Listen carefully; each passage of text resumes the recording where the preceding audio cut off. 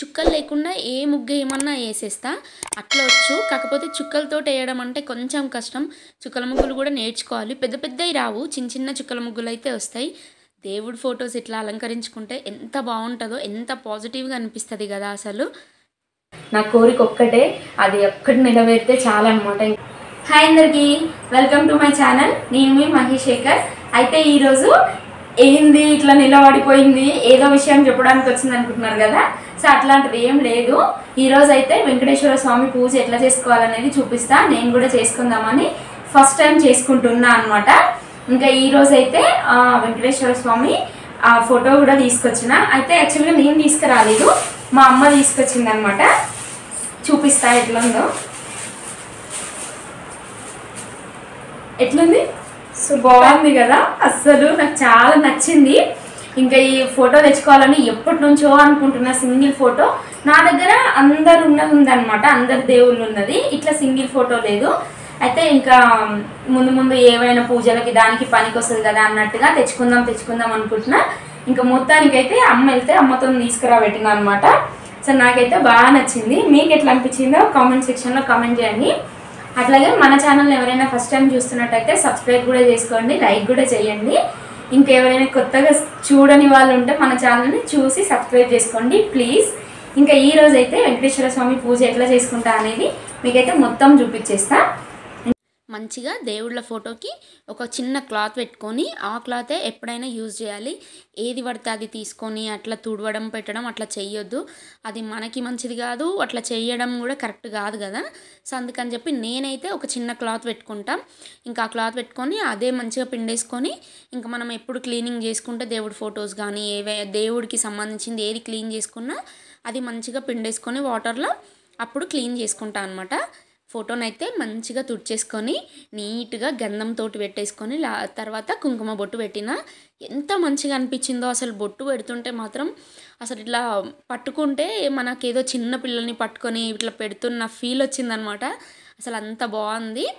ఇంకా మంచి పాజిటివ్ అనిపిస్తుంది అనమాట పూజ చేసిన రోజు. మిగతా రోజులేమో కానీ పూజ చేసిన రోజు అయితే అంత మంచిగా అనిపిస్తుంది.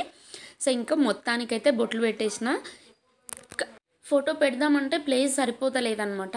అంటే అన్ని దేవుళ్ళు ఉన్న ఫోటో ఒకటి కొంచెం పెద్దగా ఉందన్నమాట. అది చిన్న సైజే కానీ పొడవులో కొంచెం పెద్దగా ఉంది.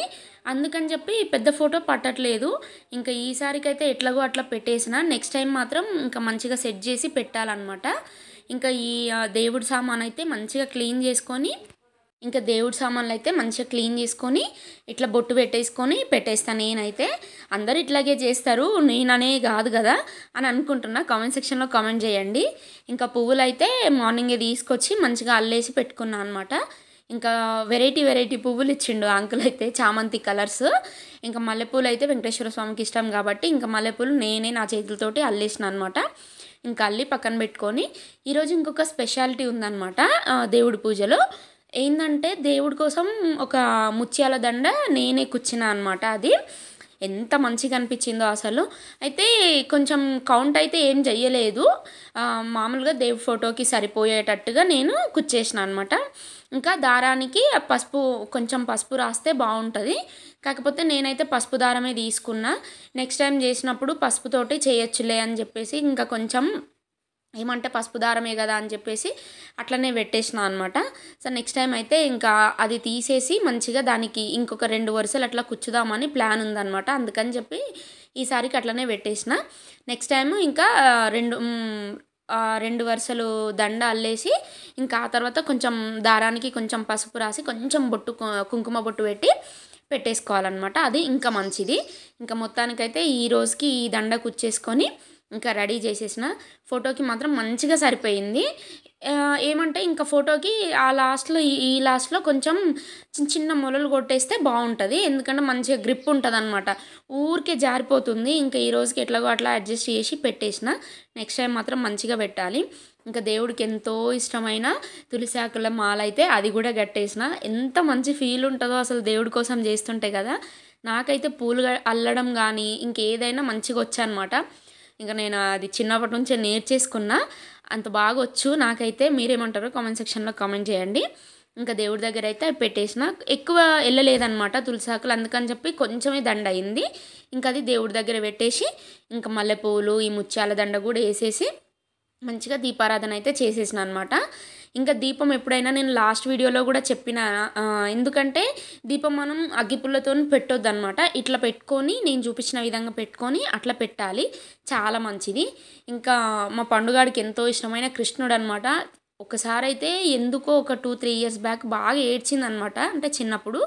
ఇంకా కృష్ణుడి ఫోటో మా పక్కన వాళ్ళు అట్లా పెట్టుకొని పూజ చేస్తుంటే మన ఇంట్లో కూడా ఉండాలని చెప్పి నాకు కావాలి కొని అని ఏడుస్తే ఇంకా సరే అని నేనే వెళ్ళినప్పుడు తీసుకొచ్చిన.